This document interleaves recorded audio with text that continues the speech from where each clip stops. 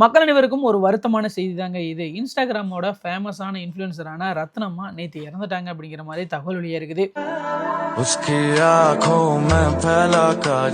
ரத்னம்மா யாரா அப்படின்னு உங்களை நிறைய பேர்த்துக்கு தெரியாம இருந்திருக்கலாம். உங்களை நிறைய பேர்த்துக்கு தெரிஞ்சும் இருந்திருக்கலாம். இன்ஸ்டாகிராம்ல ரொம்ப ரொம்ப ஃபேமஸான ஒரு கண்டென்ட் கிரியேட்டர்.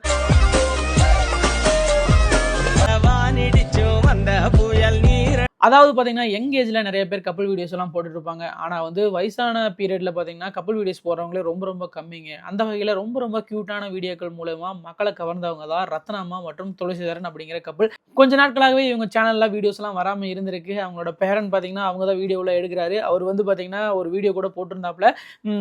அம்மா, அப்பாவுக்கு வந்து கொஞ்சம் உடம்பு சரியில்லாம இருக்கு. அதனால தான் என்னால வீடியோ போட முடியல அப்படின்ட்டு. இப்போ பார்த்தீங்கன்னா, அம்மா வந்து உடல்நிலை குறைவுனால இறந்துட்டாங்க. அதாவது ஹார்ட் அட்டாக்னால இறந்துட்டாங்க நேத்து அப்படிங்கிற மாரி இன்னைக்கு ஒரு போஸ்ட் போட்டிருக்காங்க. சீரியஸாவே ரொம்ப ரொம்ப ஹார்ட் பிரேக்கிங்கா இருக்கு. இவங்களோட வீடியோஸ் எல்லாம் சீரியஸா போய் அவங்க சேனல்ல பாருங்க. அதாவது அச்சா மாஸ் அப்படிங்கிறதா இவங்களோட சேனல். இவங்க சேனல்ல போய் விசிட் பண்ணி பாருங்க. ரொம்ப ரொம்ப கியூட்டான வீடியோவா இருக்கும். எல்லாமே பார்த்தீங்கன்னா, ரொம்ப ரசிக்கிற வண்ணம் இருக்கும். கேரளால இவங்களுக்கு நிறைய ஃபேன்ஸ் இருக்கிறாங்க. தமிழ்நாட்டிலும் கூட தான். நீங்க இன்ஸ்டாகிராம ஃபாலோ பண்றவங்களா இருந்தா கண்டிப்பா இவங்களோட வீடியோஸை நீங்க பார்த்திருப்பீங்கங்க. ஒரு கியூட்டான கப்புள் இப்ப வந்து அதுல ஒருத்தங்க இல்ல அப்படிங்கிறது சீரியஸாவே ரொம்ப ரொம்ப வருத்தமா இருக்கு. துளசிதரன் அவர்களோட நிலைமையை நம்மளால யோசிக்க முடியுது. அதாவது இந்த ஏஜ்லயும் பாத்தீங்கன்னா ரொம்ப ரொம்ப லவ்வபிளான கப்புள்ஸா தான் இவ்வளவு நாள் இருந்தாங்க. ரத்னமாக்கு இப்ப வந்து வயசு 69 ஆகுது. இப்ப நம்ம விட்டு பிரிஞ்சுட்டாங்க அப்படிங்கிறது ரொம்ப வருத்தமா இருக்குங்க. ரத்னமா ஃபேமிலிக்கு ககபோ டீம் சார்பாக ஆழ்ந்த இரங்கல்கள். மறக்காம கமெண்ட் பாக்ஸ்ல உங்களோட அஞ்சலிகளையும் செலுத்திருங்க.